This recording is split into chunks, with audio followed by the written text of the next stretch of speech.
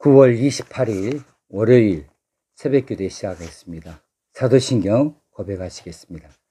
전능하사 천지를 만드신 하나님 아버지를 내가 믿사오며 그 외아들 우리 주 예수 그리스도를 믿사오니 이는 성령으로 잉태하사 동정녀 마리아에게 나시고 본디오 빌라도에게 고난을 받으사 십자가에 못 박혀 죽으시고 장사한 지 사흘 만에 죽은 자 가운데서 다시 살아나시며 하늘에 오르사 전능하신 하나님 우편에 앉아 계시다가 저리로서 산 자와 죽은 자를 심판하러 오시리라. 성령을 믿사오며 거룩한 공회와 성도가 서로 교통하는 것과 죄를 사하여 주시는 것과 몸이 다시 사는 것과 영원히 사는 것을 믿사옵나이다. 아멘. 찬송가 214장 나 주의 도움 받고자 주 예수님께 빕니다. 1절과 3절 부르시겠습니다. 214장입니다. 나 주의 도움 받고자 주 예수님께 빕니다. 그 구원 허락하시사 날 받아주소서. 내 모습 이대로 주 받아주소서. 나 위에 돌아가신 주 날 받아주소서.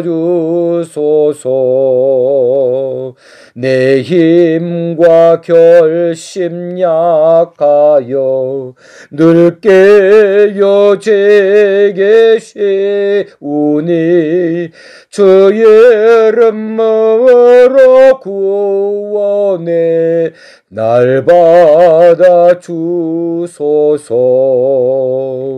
내 모습 이대로 주 받아주소서. 나 위에 돌아가신 주 날 받아주소서. 하나님 아버지, 월요일 이 새벽에 저희들을 기도의 자리로 불러내신 것을 감사합니다. 오늘도 하나님께서 우리를 사랑하여 주시고 은혜를 베풀어 주시는 줄을 믿고 감사를 드립니다. 오늘 하루도 하나님 말씀 안에 있게 하시고 말씀의 반석 위에 서게 하시고 말씀으로 힘과 능력을 얻기 원합니다. 그러므로 오늘도 말씀을 많이 읽고 말씀을 깊이 받아들일 수 있기를 간절히 원합니다. 말씀에서 하나님 뜻을 발견하게 되어지고 말씀에서 우리가 하나님의 방식을 알아가게 하여 주시옵소서. 말씀으로 힘과 능력을 얻게도 하여 주시옵소서. 이 새벽에도 말씀을 우리에게 주시어서 이 말씀을 듣는 중에 우리 자신을 돌아보게 하시고 고쳐나가게 하여 주시옵시고 새로운 결심이 결단이 일어나게 도와주옵소서. 우리의 기도를 들으시기 원합니다. 들어주실 줄로 믿습니다. 우리 주님 예수님 이름으로 기도하옵나이다. 아멘. 하나님 말씀은 사무엘상 21장 1절에서 9절까지 말씀 봉독하겠습니다.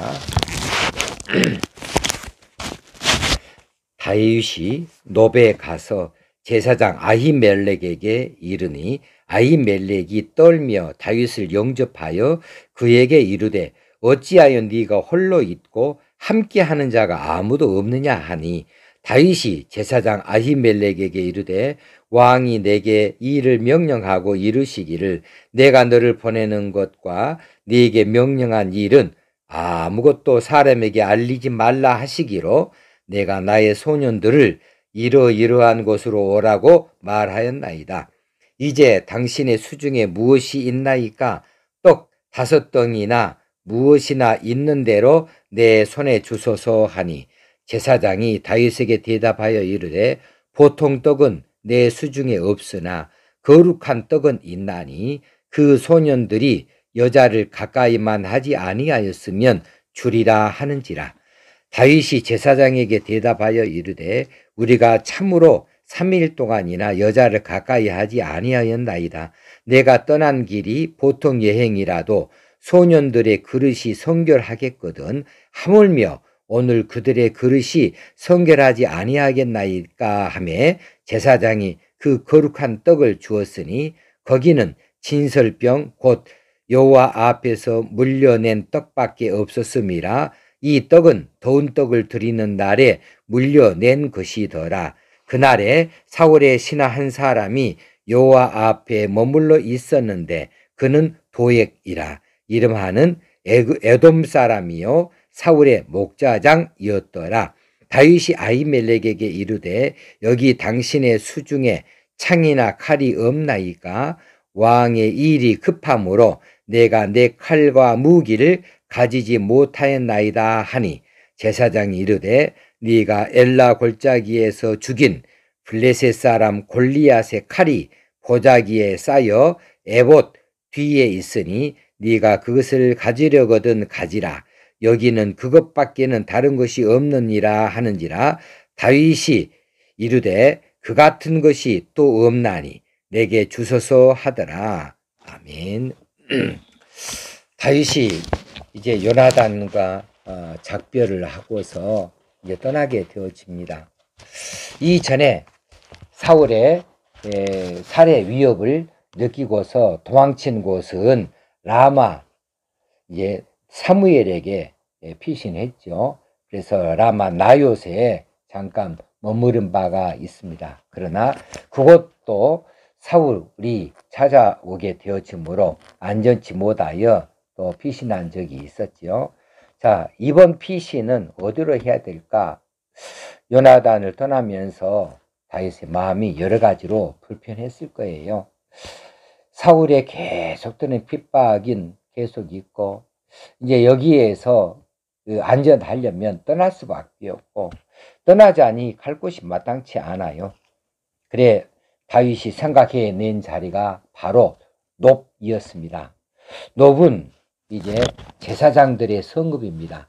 제사장들이 있는 그 자리로 찾아간 이유는 아무도 도와줄 사람이 없는 이런 상황 속에서 여호와의 제사장들만큼은 이 다윗 자신을 도와줄 것으로 그렇게 믿었기 때문입니다.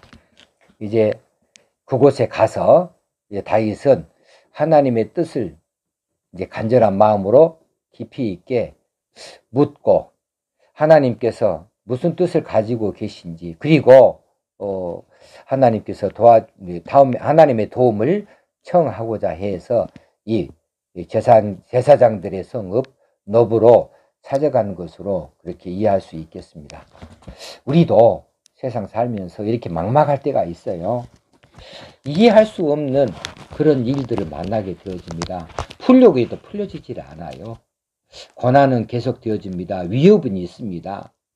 이제 이런 답답한 지경에 이르게 되어질 때에 어디에서 도움을 청할 자리도 없고요.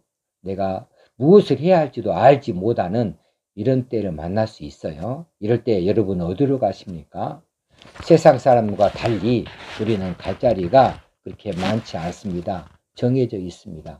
세상 사람들은 세상으로 들어가거나 물질에 들어가거나 취미로 들어가거나 술을 의지하거나 뭐 여러 가지가 있겠지만은 우리는 그런 자리 갈 수 없지 않습니까? 여러분이 가는 자리는 어디예요? 저 같으면 기도원이죠. 여러분들도 기도원이나 또 신령한 그런 말씀을 얻을 수 있는 자리, 그런 자리가 아니겠는가 싶습니다. 그래 이제 그곳에 가면 다른 거 다 이제 잊어버리고 오로지 하나님 앞에 엎드리는 일만 있죠. 하나님의 뜻을 묻습니다. 하나님 어찌한 내게 이런 일이 있습니까? 내가 너무 곤고합니다. 너무 답답합니다. 무엇이 어떻게 되어가는지 도대체 알 수가 없습니다. 하나님 말씀 좀 해주세요. 하나님 뜻이 무엇인지 알고자 합니다. 이렇게 기도하고 간구할 수 있겠습니다. 그러면서 그곳에서 이제 하나님을 만나고 하나님 음성을 듣기도 하고 그러면서 마음의 평안도 얻어가고요. 그리고 이제 온전한 그 하나님의 신뢰를 다시 한번 확인하고 하나님이 나를 도우신다. 하나님 나를 지키신다. 보호하신다. 하나님께서 나와 함께 하시니 내가 두려울 것이 없다. 이런 자신감도 얻어 나오는 거죠. 그래서 이렇게 기도원에 들어갈 때에는 답답한 심정입니다. 보이는 것이 없습니다. 앞이 깜깜합니다. 그리고 원망만 가득 찹니다. 그러나 나올 때에는 이제 원망이 없지요. 그리고 나올 때에는 어두운 것이 없습니다. 이제 다 광명천지이죠. 모든 것이 밝히 보여지기 시작하는 거죠.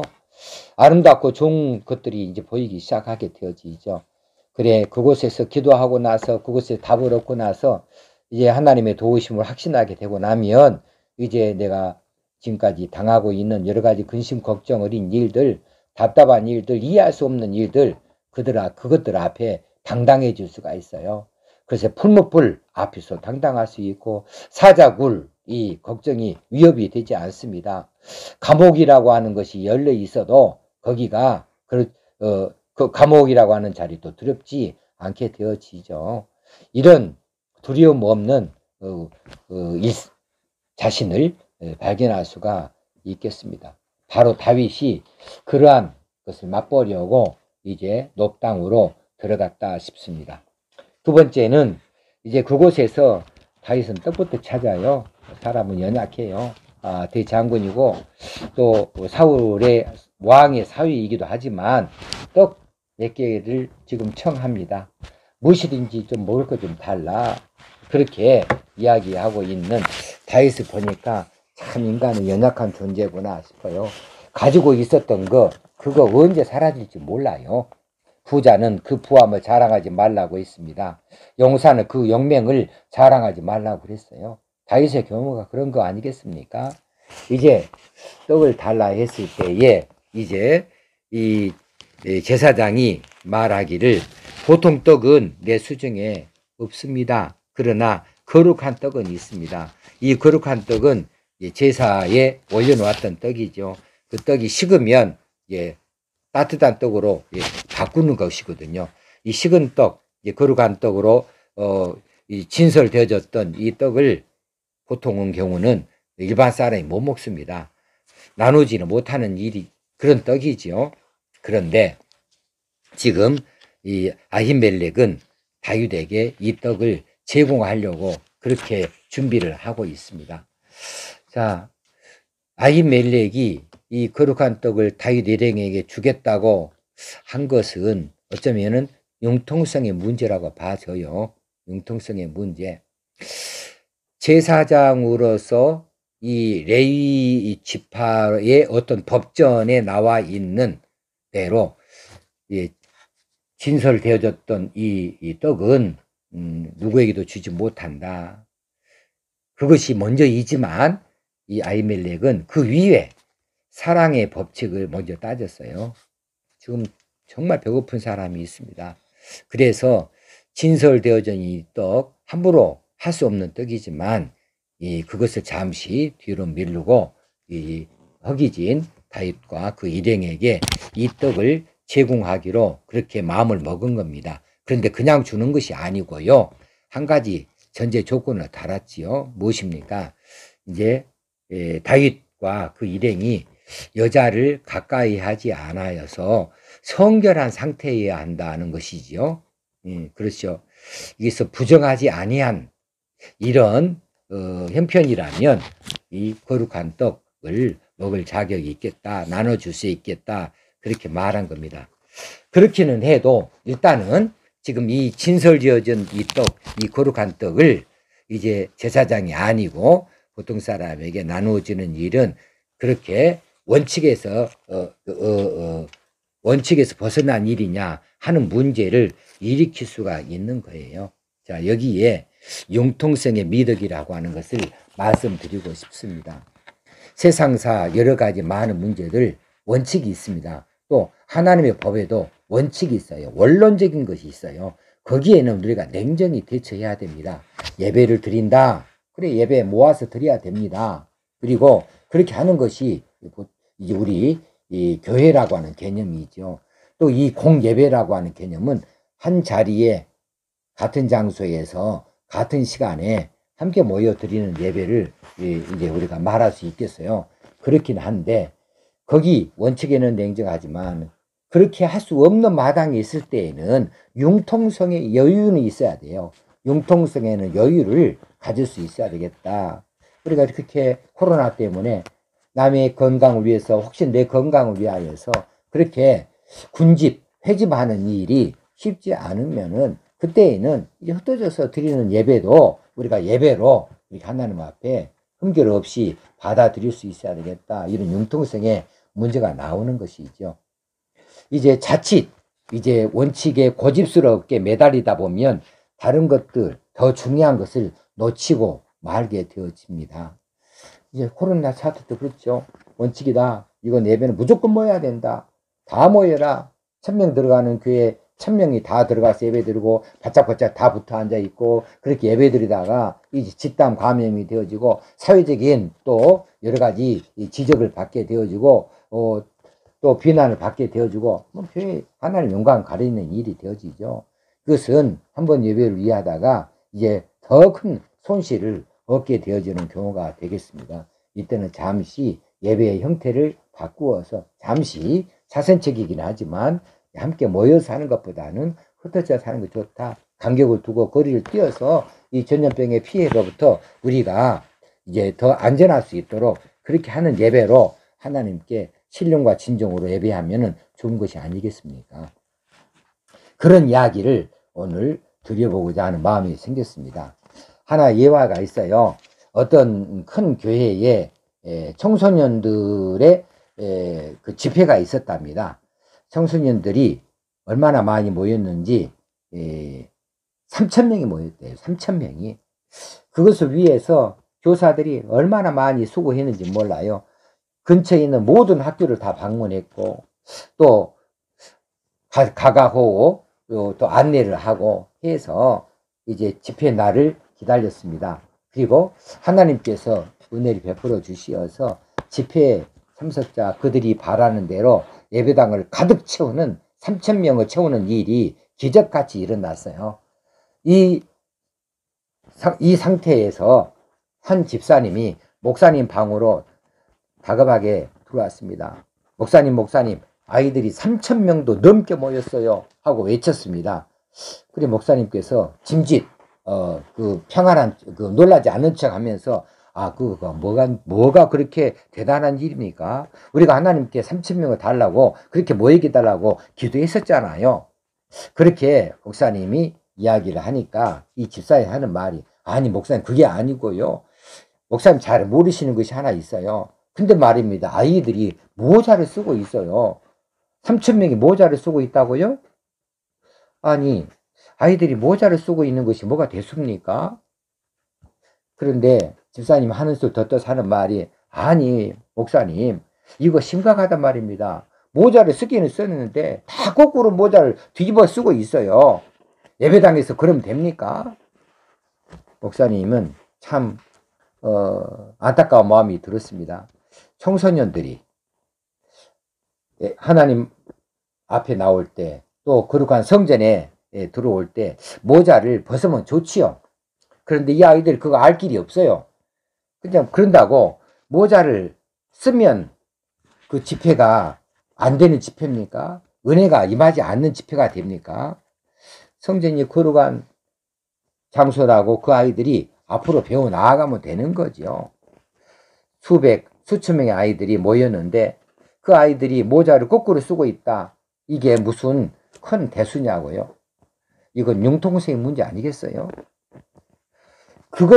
그 자체 아이들이 집단으로 3,000명씩이나 예배당 어떤 모자를 다 쓰고 어떤 아이들이 다 모자를 뒤집어 쓰고 있다.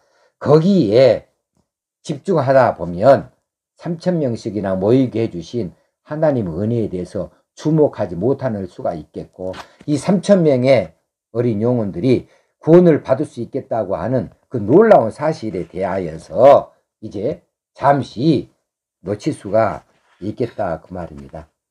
우리는 원칙은 지켜야 됩니다. 냉정하게 해야 됩니다. 그러나 융통성은 가져야 되고 융통성에는 여유가 필요한 법이죠. 여러분과 저 사이에 또 우리가 사는 이 사회에서 우리 기독교인들이 그리고 우리가 한 성도로서 교회 안에서 성도들을 대하는 모든 일 가운데 우리가 너무 고지식한 척 하면서 원칙을 내밀다가 금이 가는 일은 없는지, 또 곤란을 겪게 되어지고 상처를 주는 경우는 없는 것인지 한번 되짚어 볼 일입니다. 오늘 이 말씀을 통하여서 우리가 더 크게 하나님의 사람으로 폭넓게 쓰임받게 되어줄 수 있기를 주의 이름으로 축원합니다. 기도하겠습니다. 하나님 아버지여, 은혜와 사랑을 감사합니다. 오늘 이제 노땅으로 쫓아간 이 다윗의 일을 보면서 우리가 크게 깨닫는 것이 있습니다. 하나님께서 우리에게 이 말씀을 들려주심은 우리도 그리하도록 하신 일인 줄로 믿습니다. 우리가 공부할 때에, 우리가 답답할 때에 어디를 피할 것인가, 세상으로가 아니고 경건하고 거룩한 자리를 찾는 것, 그리고 하나님을 대면할 수 있는 자리에 나아가는 것, 그리고 하나님께서 주시는 평안을 맛보고 하나님께서 주시는 방법을 생각하고 하나님이 함께 하신다는 확신을 다시 하면서 담대해질 수 있게 되어지길 원합니다. 또 이제 우리가 원칙에는 여러 가지로 문제가 많은 것을 제시하면서도 융통성이 있어서만큼은 우리가 여러 가지로 제한적이고 여유를 드러내지 못하는 경우가 많이 있었습니다. 이제 우리가 오늘 이 말씀을 보면서 원칙에는 분명하게 하고, 그러나 융통성에는 여유를 가질 수 있도록 하셔서 우리가 조금 더 폭넓은 아량을 갖고, 또 하나님 앞에 더 소중한 일이 무엇인가, 더 기쁘신 일이 무엇인가를 따져갈 수 있는 저희들의 방법이 되게 하여 주시옵소서. 오늘도 하루를 하나님께 맡겨드립니다. 하나님 은혜를 내리워 주시옵소서. 함께하여 주실 줄을 믿사옵고 우리 주님 예수님의 이름으로 기도합나이다. 아멘. 하늘에 계신 우리 아버지여, 이름이 거룩히 여김을 받으시오며 나라의 마옵시며 뜻이 하늘에서 이룬 것 같이 땅에서도 이루어지이다. 오늘날 우리에게 일용할 양식을 주옵시고 우리가 우리에게 죄 지은 자를 사하여 준 것 같이 우리 죄를 사하여 주옵시고 우리를 시험에 들게 하지 마옵시고 다만 악에서 구하옵소서. 대개 나라와 권세와 영광이 아버지께 영원히 있사옵나이다. 아멘. 오늘도 평안한 날 되어지기 바랍니다. 은혜가 충만한 날 되어질 수 있기 바랍니다. 사랑합니다. 할렐루야.